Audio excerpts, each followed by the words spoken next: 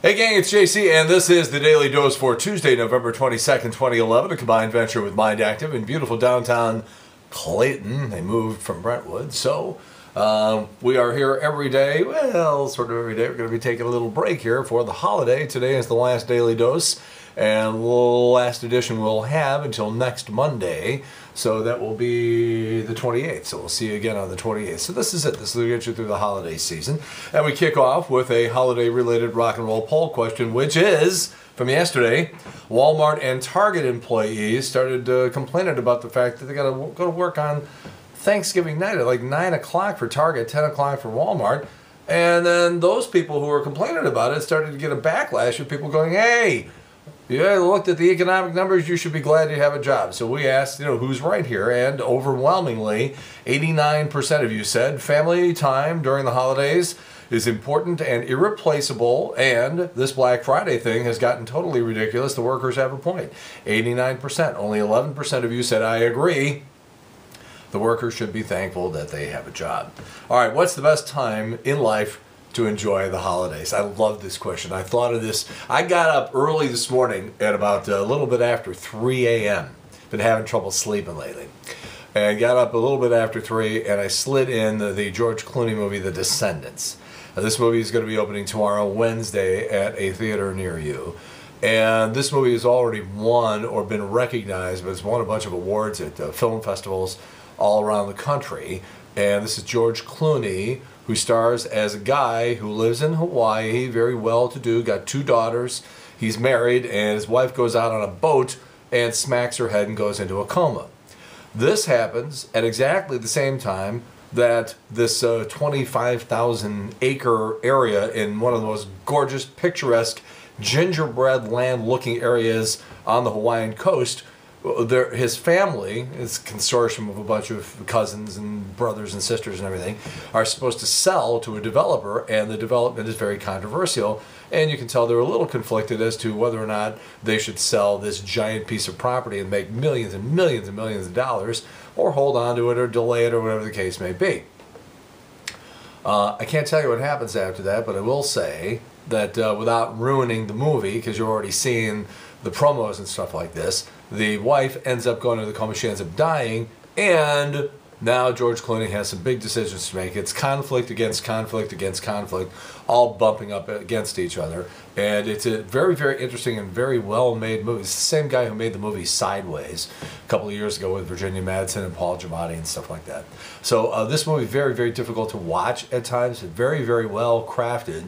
JC is giving this a 4 out of 5 corks on the old scale. I will tell you, though, that it is a tearjerker at times. It is going to be very difficult for you to watch, depending on who you are. And this is just one of those instances where if I tell you any more, it's going to ruin the movie. But this is, again, a bunch of superb performances by everybody who's in the movie.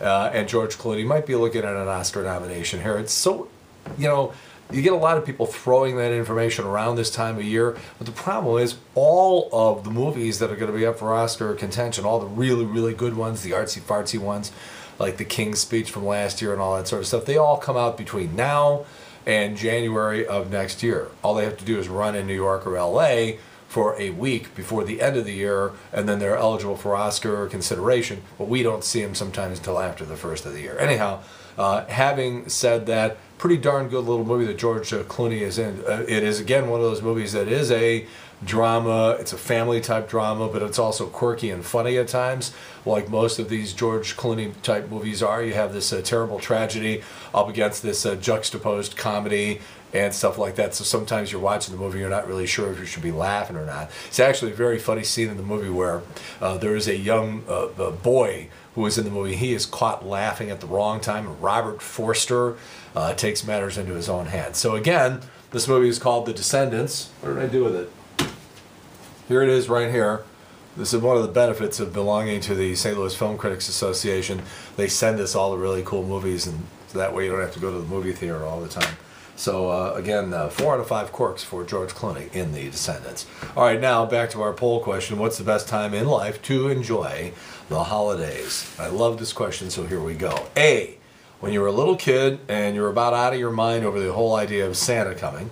B, late teens and young adulthood, when you're off school or home from college and everyone is hooking up like crazy. Man, I got some fond memories from the Thanksgiving and Christmas, New Year's holiday break. Wow, was there hooking up going on. C, adulthood, when you're able to enjoy your own kids experiencing Christmas, or as a single person able to just sort of kick back. Or D, late adulthood, when you can enjoy your grandkids, then leave and have some peace and quiet.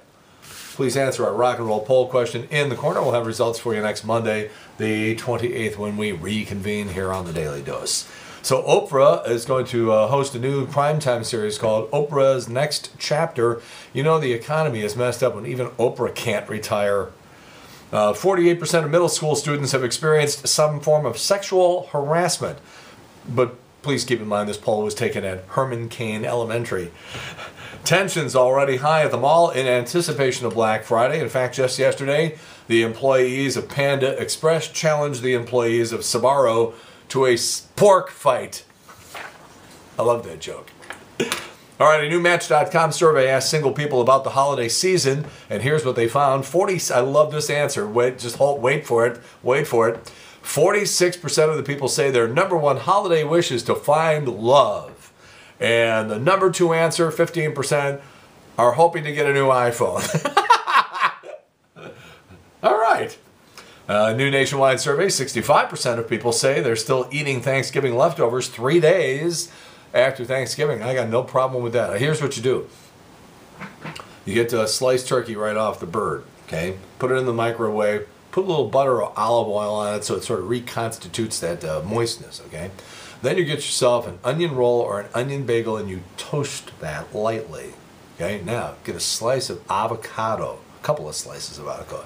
Put that on there, okay? Spicy mustard, sliced tomato, okay? Maybe lettuce if you really want to go nuts, and a little of the original Mrs. Dash's, okay? And you throw a little bit on there. And then you put that on there and get some green olives for a little garnish on the side. And you have a lunch, or you have a sandwich that's better than a lot of main course meals that you could have in a lot of places. All right. Almost 88% of Americans, by the way, will eat turkey on Thursday. About 5% of the country will eat at a restaurant. And after pumpkin pie, it's apple pie, chocolate pie is the next most popular Thanksgiving pies.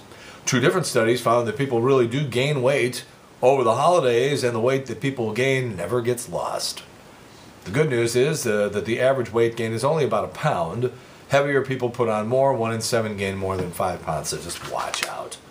All right, starting Monday, phone companies in Pakistan began censoring text messages that include 1,700 words and phrases the government has banned for being offensive and obscene.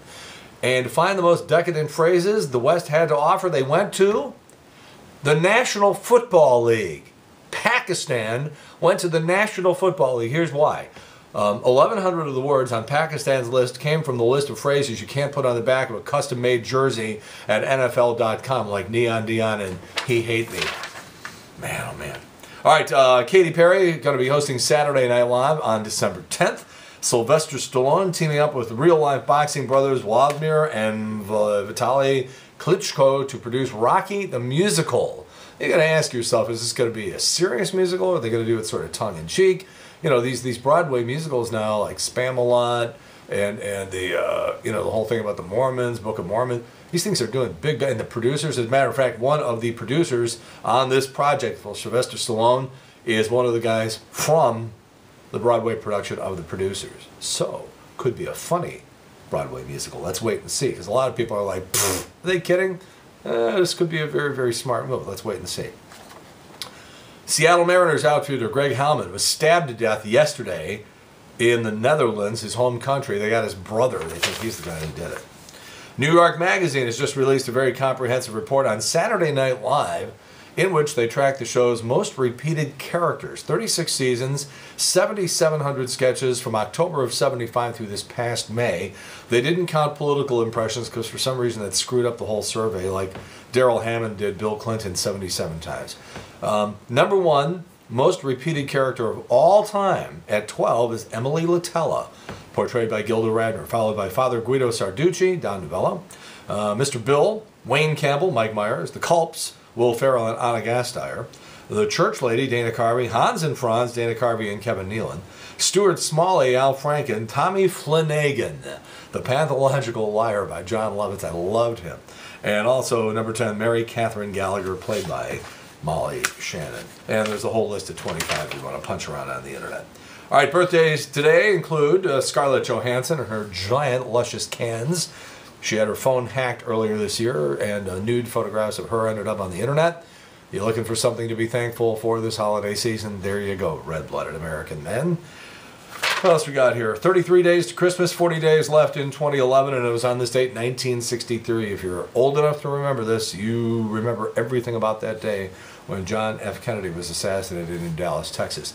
I was supposed to go to Dallas last month, ended up not going after all, but I've never seen Dealey Plaza where all this took place in the Texas School Book Depository. I will get there one of these days. All right, JC's Eye Candy today. As we said, almost 90% of Americans are going to eat turkey on Thanksgiving. So we're going back to 1962 for Rocky and Bullwinkle and Bullwinkle's instructions on how to cook a turkey's goose.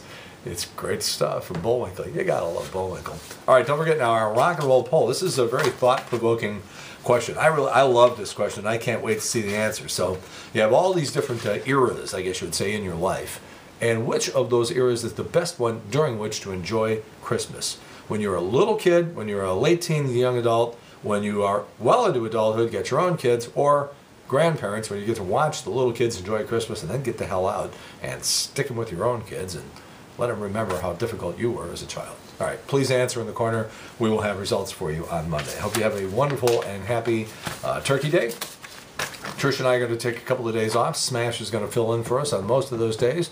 And we will reconvene on Monday the 28th here on the Daily Dose and every day from noon until 3 on the Big 550 KTRS. You can follow me on Twitter at STLJC Corcoran. Our Facebook page is The Showgram with JC Corcoran, and we're always around, like I said, noon to 3 on the Big 550 KTRS. That's it, JC's Daily Dose for Tuesday, November 22nd, 2011, a combined venture with Mind Active in beautiful downtown Clayton. And in the meantime, we've beaten this one to death. Gobble, gobble. Edie McClure, Planes, Trains, and Automobiles. Gotta watch it. We've beaten this one to death. Have a good one. See you later. Bye.